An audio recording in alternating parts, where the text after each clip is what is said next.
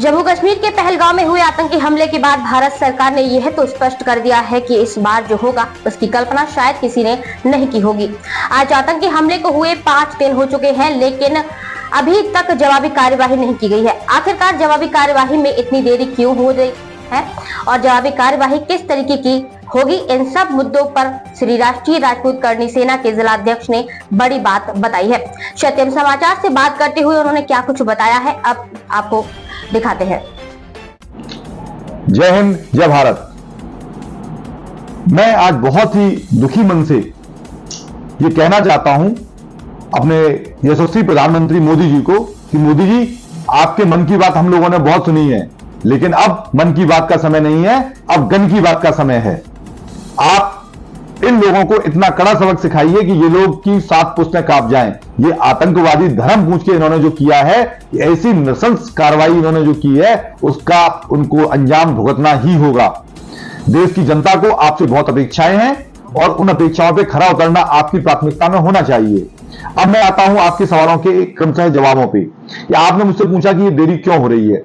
देरी होने का सबसे बड़ा कारण है प्लानिंग। हम लोगों को इतनी पुख्ता प्लानिंग करनी है, इनको चारों तरफ से घेरना है। उसके लिए हमको डिप्लोमेटिक सॉल्यूशंस पे भी जाना पड़ता है। हम लोगों को पूरे विश्व को ये बताना है कि हम ये क्यों करने जा रहे हैं, जिसके लिए हमारी जो डिप्लोमेटिक वे है वो ऑलरेडी शुरू हो चुकी है। दूसरा होता है हमको उनको प्राकृतिक रिसोर्सेज से उनको तंग करना या उनको एक अंजाम तक पहुंचाना, जिसके लिए आप देख सकते हैं कि जो इंडो वाटर ट्रीटी थी उसको ऑलरेडी कैंसिल किया जा चुका है और उसके परिणाम भी सामने आने लगे हैं।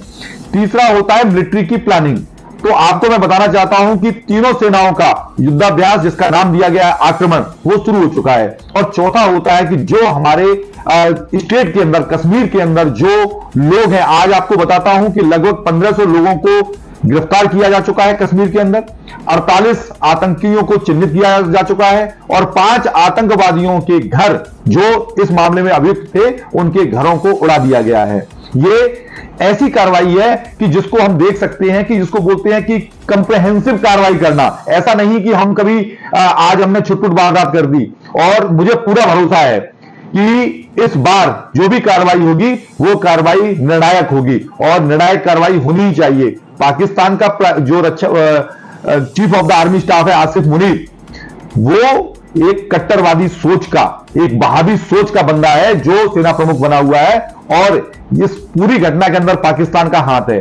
मैं एक बात और कहना चाहूंगा कि अपने देश के जो राजनीतिक दल हैं उन्होंने आगे बढ़कर आना चाहिए और सरकार का साथ इस मुद्दे पर कंधे से कंधा मिलाकर देना चाहिए। जिस तरीके से जनता में आक्रोश है, ये आक्रोश का जो भी परिणाम आने चाहिए वो भारत देश के लिए हमेशा सुखद होने चाहिए।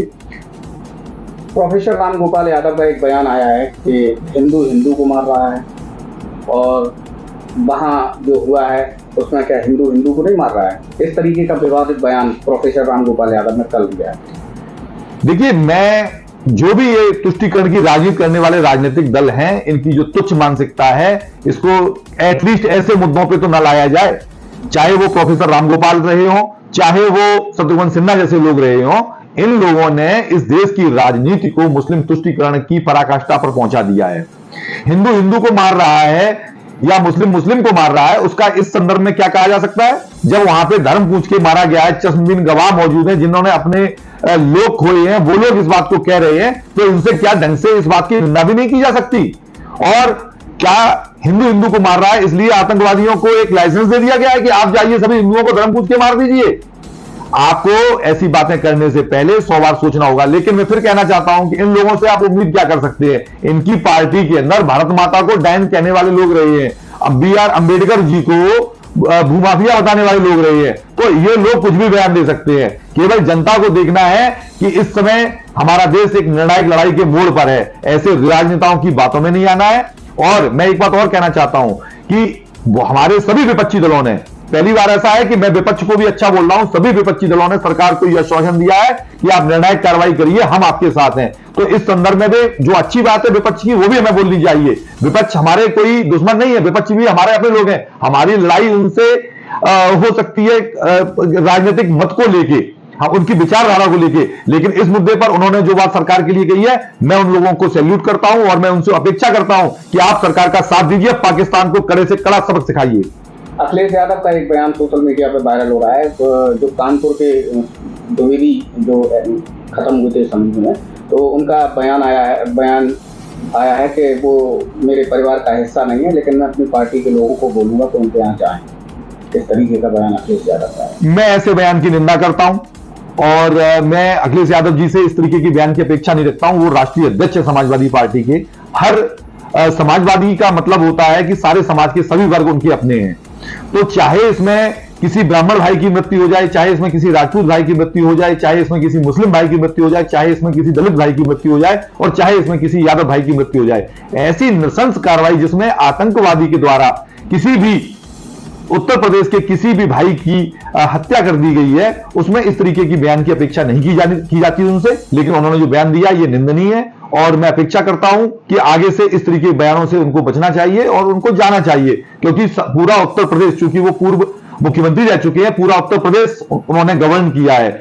मुख्यमंत्री होता है चाहे वो किसी भी दल का हो, जब वो एक बार मुख्यमंत्री बन जाता है तो पूरे प्रदेश का हो जाता है। तो उस समय पूरे प्रदेश की जनता ने उनको मुख्यमंत्री के रूप में स्वीकार किया था, तो उसी प्रकार से उनको जाना चाहिए। और मुझे उम्मीद ही नहीं, पूरा विश्वास है कि अखिलेश यादव जी देर सवेर उनको ये बात समझ में आएगी और अखिलेश यादव जी वो जो शुभम द्विवेदी की जो नृशंस हत्या की गई आतंकवादियों द्वारा, वो उनके घर पर जरूर जाएंगे।